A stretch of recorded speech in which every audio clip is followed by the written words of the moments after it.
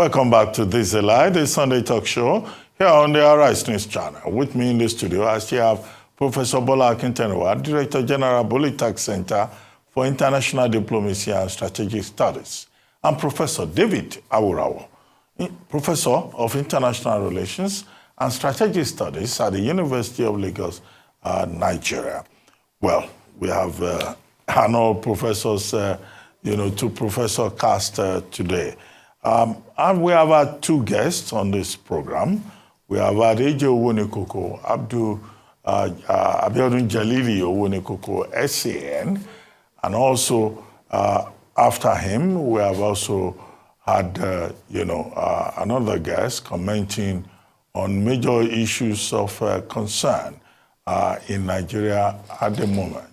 And that's High Chief, Double Chief Johnson Chukwu of Cowrie Asset Company Limited, commenting on the 2023 budget that was laid before the National Assembly of Nigeria at a joint session on Friday. But okay, let's start, with the major constituency of the two professors that are with us. Ngige Owonekoko talked about River State. He talked about the ASUU matter. So I would like to start with that. Let me start with you, Professor Akintenewa, in the studio. And he has made it clear that given the ruling of the court, it looks like ASUU has to go back and respect the ruling of the court. But that does not mean, as the ruling of the Court of Appeal pointed out, that ASUU cannot raise its issues again. Yeah, I think you are quite right. And I subscribe to a great extent with the submission of Owonekoko, the senior advocate, as well as his recommendation. In this case, Owonekoko made us to believe that even if the strike is called off, the problem will still not be resolved.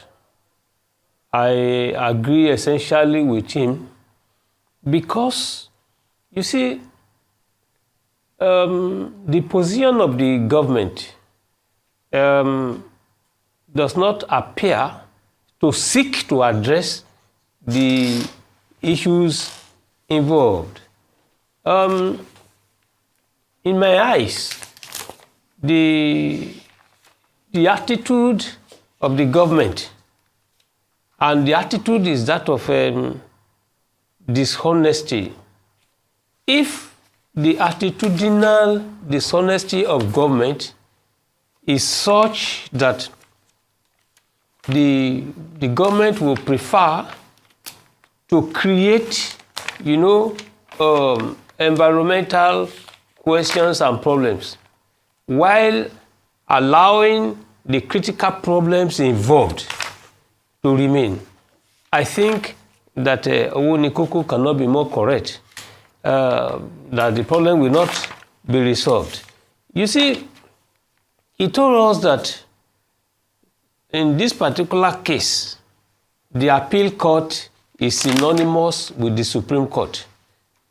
He made us to understand that there is absolutely nothing the ASUU can do after what he described as a Solomonic decision of the appeal court.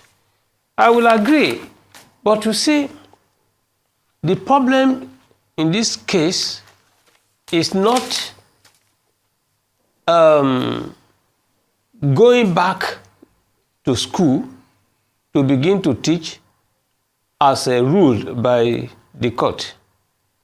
I agree with his definition of a strike, that a strike is more or less a weapon, an instrument to enforce a right. He said the strike is an instrument of bargaining. And he's quite right. Meaning now that from his perspective, from his school of thought, the ASUU, to a great extent, has succeeded in the sense that it has been able to compel the federal government to come and sit and discuss. But the other part of the failure there is that rather than the federal government sitting down to negotiate the controversial issues, the contentious issues, the federal government is not discussing that. The government is, merry-go-rounding and going to court, doing different things by saying you recognize two other unions. You see, let me make a statement and justify that. So, my statement here in this case is that the recognition of two other unions, the CONUA and the professional, the medical and the dental, the National Association of Medical and Dental Academics. NAMDA, it is called. Now, it's a non-solution. Let me tell you, one educated wife is already a problem, a scientific problem. Two wives, you are entering into the domain of complication. Prof, you are not in a position to comment on polygamy. No. You have not experienced it. No, my father was polygamous. My forefathers, but they managed them. That's why I use the word, a qualifier, educated wife. Now, the husband in this case is the federal government. The first wife is ASUU. The second one is CONUA. The third one is NAMDA. Now, you have not succeeded in coping with the first wife ASUU. You are adding, you are problematizing, you are complicating, the problem with more CONUA and NAMDA. I think that, look... Okay, Prof, fine. Don't comment on polygamy. People should talk about what they know. Anyway, we see polygamy, how it works. Our parents who did not go to school manage them well, but all these sophisticated, educated... This is not about polygamy. No. Let me go to Professor David Awurawo. Professor David Awurawo, we've been commenting on ASUU and the submissions of Abiodun Jalili Owonekoko SAN and the ruling of the Court of Appeal, ordering ASUU to go back, expose it, almost immediately, within 7 days to the classroom. And that on the basis of that, the right of appeal that has been granted within the purview of sections 241, 242, 243 of the Constitution of the Federal Republic of Nigeria is conditional, and that the court has discretionary powers in this particular case. Will you advise ASUU to just obey the rule of law and go back and then pursue his matter thereafter?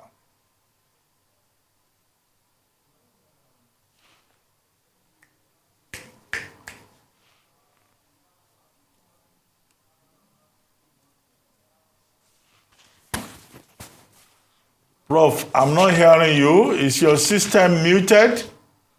I'm not hearing you, Prof. Is your system muted? Please unmute your system so that we can all hear you. Hello? Can you hear me now? Okay, yeah, better. Your system is unmuted now. Please go ahead. Fine. What I just said was that ASUU, we don't have so much room for discretion in this matter at this point. The court has ruled, and we are people who obey the rule of law, and we will obey, except that it is a very difficult decision to obey. There are many dimensions to it. First, the process of calling off strike by ASUU is not that simple. It's not something that can take place within 7 days. The judge apparently does not understand the structure of ASUU, and he says 7 days. The ASUU leadership cannot just go and call off strike. The process is that the various unions, the various congresses, the various branches will need to meet to decide on whether we want to call off the strike or not. And if the majority decide on calling off the strike, then the strike can be called off. That usually is not possible within 7 days. So while in principle we want to obey the courts, the other side to it is whether it is possible within the 7 days that the court has, directed. And the simple answer is that it is not possible within 7 days. So I don't know how that, those details will be, trashed out. The second issue is, why did the court not just hear, the appeal? If a high court, or in this case the industrial court, sentences you to death by hanging, and you appeal to the appeal court, and the appeal court says go and obey, and you have been hanged, how do you come back for the appeal after that? Those are issues, in the judgment of the court. But we'll see how far we'll go in trying to, keep to the rule of law. But beyond the rule of law is government in this matter. The matter has to do with how to, fund education and pay living wage to university teachers. Everybody that knows something about this matter has suggested something along the same line, from Muzalu Jibril, from Nimi Briggsman, the pro-chancellors, everybody. And that is that the government should increase funding to universities so that dilapidated infrastructure can be upgraded and we can have quality education. Now, on the one hand. And second, so that university teachers who currently earn wages, a take-home pay that cannot take them home, will have something substantial increment in what they earn, so we can return to school. But the government is just going to rigmarole, go to court, register Konua and all that, doing everything but what is required to resolve this matter. And that is the side of the issue that is very disheartening and lamentable. Even if the strike is called off, how does teaching take place? A man who has not been paid for 8 months, I'm a head of department, for instance, I'm supposed to monitor, quality of teaching, effectiveness and all that in my department.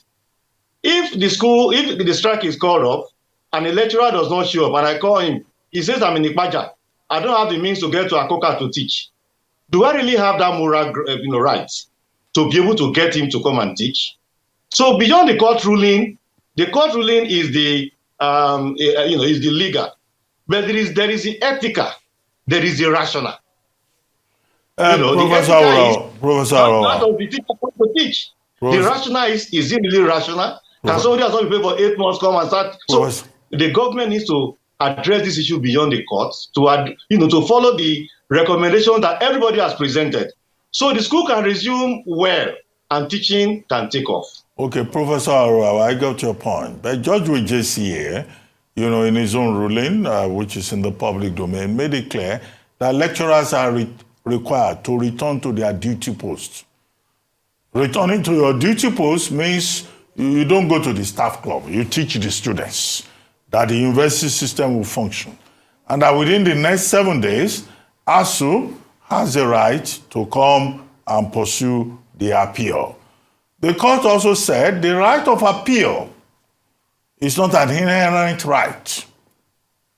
It is constitutional under sections 241 to 243, and it is statutory under the laws of Nigeria and also under the principle of stare decisis. So the court expects that university lecturers will go back to classroom. Then if they still have other issues, they can continue with that. But I also get your point about the fact that, okay, would the lecturers be happy? And we need to make sure that everybody in the university community is happy. But talking about legalese, what do you think of the other issue addressed by Owonikuku SAN, namely the derecognition of Celestine Omehia as governor of Rivers State? And the fact, as I pointed out to the learned counsel, that, look, the Supreme Court had since reversed itself on this matter and decided that it was bad law to have even removed Celestine Omehia in the first place. Yes. Again, Owonikuku, his position was just on the law. that Omehia was never recognized as a governor, which was why Amechi had to, his tenure was calculated from when Omehia, stepped down as governor of the state. So his perspective is, legal. But the other side to it is that Supreme Court, in his wisdom, saw that someone never contested election, emerging governor is not something, it's not neat. And so it reversed itself. I would have thought that they would have just let, the matter rest and allow Omehia to, enjoy, all he has enjoyed since 2015, when the House of Assembly passed, took the decision that he should be recognized as a former governor. Again, Mr. Owonikoko said he won't want to go into the politics of it. I am interested in the politics of it. And that has to do with, Governor Ngige and Rivers politics. The whole thing is now becoming a circus. When Omehia was in the good books of Governor Ngige, everything was fine. Omehia was recognized. His photograph was, put in the government, in the office of the governor. And now that things don't seem to be, moving smoothly, all of a sudden, the same House of Assembly goes and passes this, takes this position that he will be de-recognized as governor. I don't think that is a good way to lead. The whole thing is painting the picture of an emperor in Rivers, which is not neat. And that also raises questions regarding the State House of Assembly. It doesn't seem to be able to act independently. It seems that everything the governor wants, the State House of Assembly goes ahead to do it. I will advise Governor Ngige to be a little more mature in the couple of months left for him to be governor, such that he has done well, infrastructure and all that, so that he does not do things that will totally destroy his legacy as governor of Rivers State. Okay, Governor Ngige says this is not about him, that he got advice from the Attorney General and Commissioner for Justice in Rivers State. And it was on the basis of that advice that he decided on Friday to grant his assent to the decision of the House of Assembly. But I get your point about how, an assembly under the Constitution of Nigeria, Section 4, that is created as a legislative assembly to make laws for peace, for stability, for good order, would submit itself to political manipulations. Professor Akintenewa, what do you think of that development in Rivers State and how Celestine Omehia has been treated? Well, I think the submission of Owonikoko is very clear. He based his own submission on the basis of the position of law. Now he made us to understand that Celestine Omehia was never acknowledged de jure as a governor. Meaning now that if you were never a governor, then why will you have right to the privileges of a governor?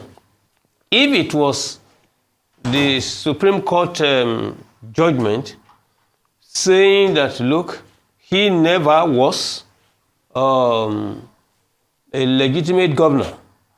So the position of law then is that he never was. Therefore, trying to give him whatever right is illegal. And he linked his explanation to your own questions in terms of the Supreme Court reversing itself. He made it clear that Omehia was never considered, was never taken to court on the basis of the electoral amendment of 2010, that his own case was prior to that. The implication of that, or the problematic that is raised, is also simple. Now, and that one can take me back to the controversy in the 1993 election. If someone was de facto a governor, for instance, can you annul, can you refuse, can you contest the fact of the de facto existence as a governor? Now, de jure recognition, if he was a de jure governor, can you later come back and say he never was? You see, we need to address these critical issues at a point in time in Nigeria, because if you look at it from this perspective, Ome here, if he has been enjoying this, he should be allowed to have his enjoyment. But if, for instance, he never was, but for whatever reason you decided to give him that right, now, what are the conditions for you to take the right back?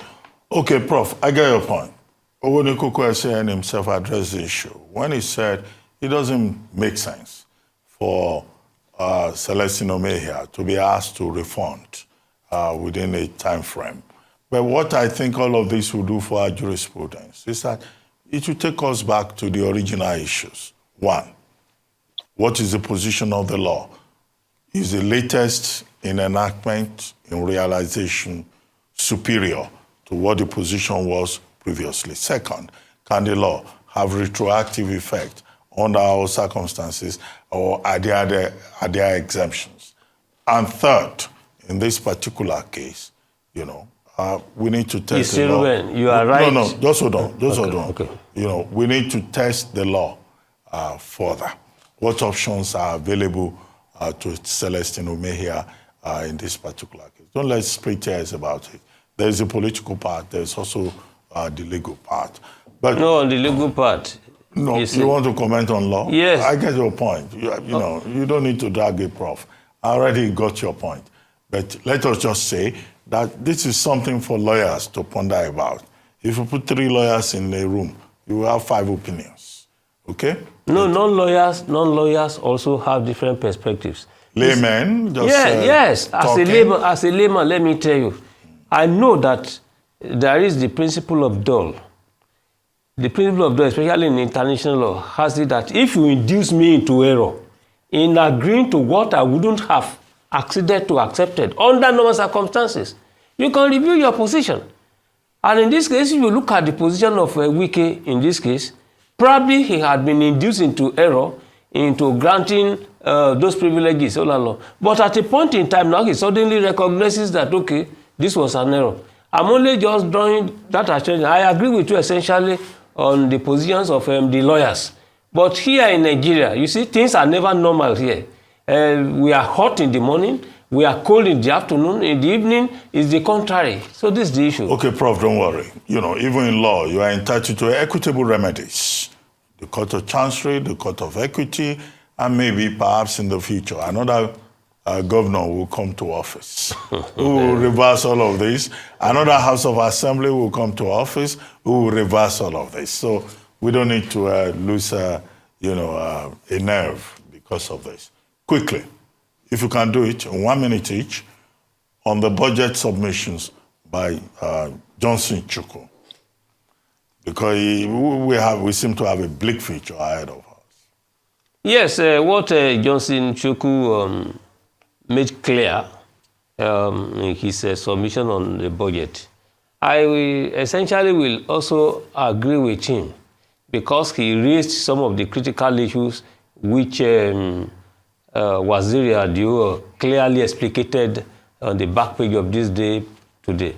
You can just imagine a situation whereby, for instance, your projected revenue, all right, is almost, what you are going to also expend on debt service. You can just imagine the first 7 months of this year and the 7 months of last year. I found the comment of Waziri Adio very, very interesting in this case, reminding us that, look, for instance, if what you expended in the first 7 months of 2022 is even more than your your revenue, now you are incurring unnecessary indebtedness for the generation to come. No, that is not acceptable. And I think Buhari cannot say because it's going next year, therefore you create problems for people to come. Good point. Makes a lot of sense. But the next government can also send a different proposal to the National Assembly. Professor Awurawa, your comments quickly on the submissions on 2023 budget proposals. Yeah, a whole lot has been said about the debt, and it is understandable that there is so much concern about the huge debt body. About 11 trillion, out of the about 20 trillion or so to be used to service debt. To be borrowed rather, on top of, the 42 trillion debt we already have.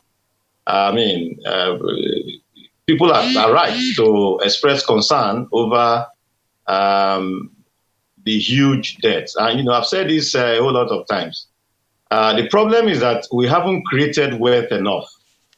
And that is where focus has to be. How do we create wealth such that we are able to live our lives outside debt? Mr. Chukwu, High Chief Chukwu, as you like to call him, pointed to a lot of things which are easy to understand and which are clear. He talked about the fuel subsidy thing, that if he goes, we'll save about almost 7 trillion. He can't go at once. So I would rather say half to go first, and that will save us 3-point-something trillion. And we also hope that the oil theft will reduce drastically now that attention has been paid to it, so we earn more revenue. All of that will be to our advantage. One other thing I want to draw attention to, which I think government has not paid attention to over the years, and which I expect the next government to focus on tremendously, is power. Making available, focusing on making power available. I mean electric power from different sources. I'm surprised that in the budget emphasis is not placed on that much. If we use the principles of systems theory, power is like the engine room. It's like the heart. If you have a problem with your hand, you can still move on with your life. But if your heart ceases, you die. The economy revolves around power is central. And I will expect the next government to, if I were the president, for instance, I won't spend as much on railway. Much of what is spent on railway is spent on power. Railway is good, but the impact it will have on the economy is not as pivotal as power would do. Professor I'm not so about 2023, but I think that if the next government comes and does all we have been saying, from 2024, the economy will begin to pick up in leaps and bounds. Okay, I get your point. But the whole of paragraph 3 of the president's budget presentation at the National Assembly was devoted to what the government has done about infrastructure. And it talked a lot about power generation, power transmission, and reforms that the government has also made in that area, and also how efforts have been made in the railway sector of Nigeria. So that's why perhaps he was talking about consolidation. But let's move away from that subject. Look at that budget speech. The whole of paragraph 3 is very extensive in that regard. But let's talk about another subject. How there was the end of an ordeal that plagued the nation since March 28.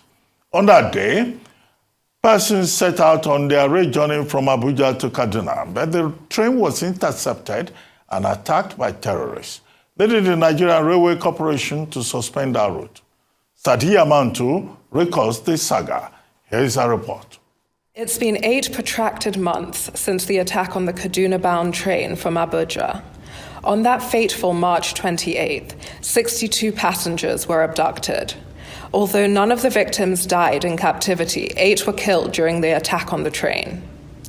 Several victims were released periodically throughout the ordeal, after their families paid ransoms, often up to 100 million naira per hostage to the terrorists that kept their loved ones captive.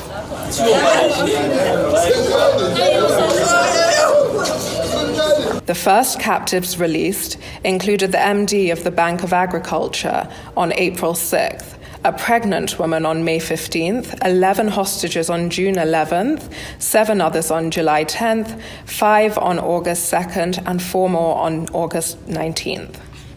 Negotiations were fraught with controversy, and on September 6th, terrorist negotiator Tukur Mamu was arrested in Cairo, Egypt, en route to Saudi Arabia, after a raid on his office and residence by men of the Department of State Services. He is accused of being party to an international terrorist network under the guise of journalism. This decision by DSS was condemned by popular Kaduna-based Islamic cleric Sheikh Gumi, who questions why Mamu has not been charged to court. It is believed that the negotiations became fractious when the terrorists allegedly reneged on a proposed swap agreement with the federal government, as they forcefully freed their fellow jihadists from the Ngige prison on July 6th. The remaining 23 train victims were finally released after terse negotiations with the federal government. The victims, their families, the government, and the nation at large are relieved that an end to this national horror has come, as the government and security agencies continue to ramp up humanitarian operations and rid the country of the terrorists bedeviling it. Nigeria's President Muhammadu Buhari has also met with, the families of the victims and also with the passengers that were freed after that attack, where the president visited them at the Nigerian Defense Academy Hospital in Kaduna after he was done commissioning cadets of 69 regular corps of the Nigerian Defense Academy. And the president has thanked the Nigerian military for their brave services in ensuring the safe release of the hostages from Boko Haram captivity. Well, very quickly, let me come to you, Professor Akintenwa and Professor Awurawa. Professor Awurawa, what do you think? It's something we should be happy about, the release. I mean, if you've ever known someone who was captured, you know what it means to be able to secure the release. It's something we should be happy about. We should congratulate the military, congratulate the government, congratulate those who negotiated through the process and ensure that these people were released. But of course, the other side to it is that nearly 8 months. It's rather a long time. The government has said they didn't pay anything, but what we gathered is that terrorists have been released. I mean, those who these people said must be released. Some of them were released by force when Ngige prison was stormed a few months ago. We understand that the arrangement is that more will be released, or the rest will be released, so to speak. And that means that more terrorists, in our community and our society. So beyond the release, the government needs to, go further, such that these kinds of attacks, will not occur again, and such that terrorism, banditry across the country will be reduced to the barest minimum through a combination of, the various military and security forces doing what they need to do, intelligence gathering and all that. All of these are the things we need to have moving forward. Okay. The government and all of us will be congratulated for the release of these people kidnapped or captured on the 28th of March. Okay, thank you, Professor Awurawa. Let me have the intervention of Professor Akintenwa very quickly, because I intend to take one more topic, briefly.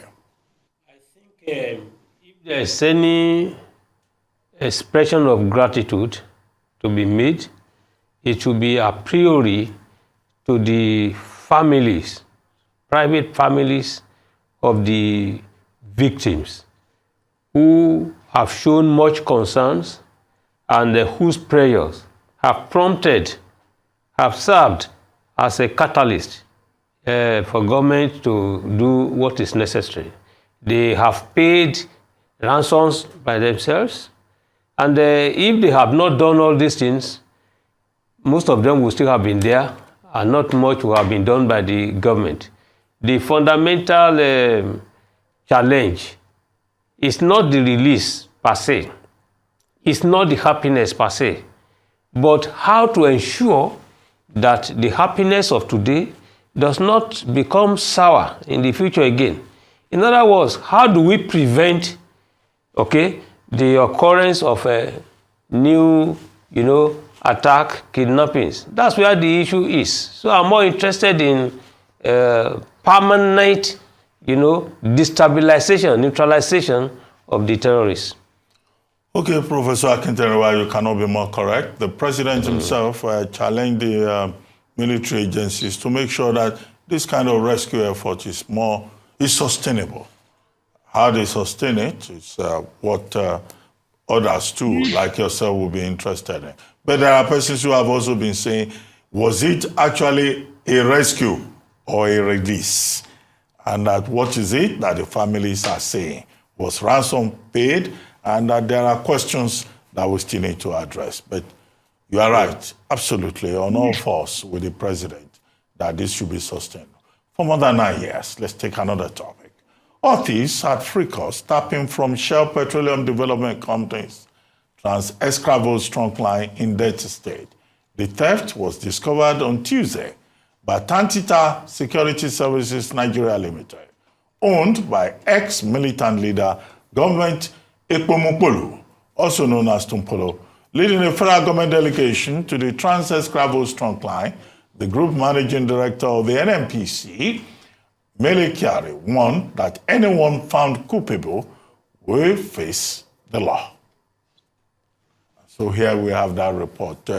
Prof, for 9 years, some people have been stealing Nigerian for over 400 kilometers, we're told. Are we sure that people have not been stealing this crude oil since oil was discovered in Olobiri? You see, 2 quick points there, 2 issues. Distance of 4 kilometers of... Oh, is it 4 kilometers? Yes, 4 kilometers. Okay. That's even considerable. Then you now have the word discovery, 9 years. How will you explain the fact that this pipeline, this oil theft has taken place for 9 years? So in this case, if for instance you can know that it has existed for 9 years, why wouldn't you know? And then how will you have oil pipelines 4 kilometers and the NNPC will not know?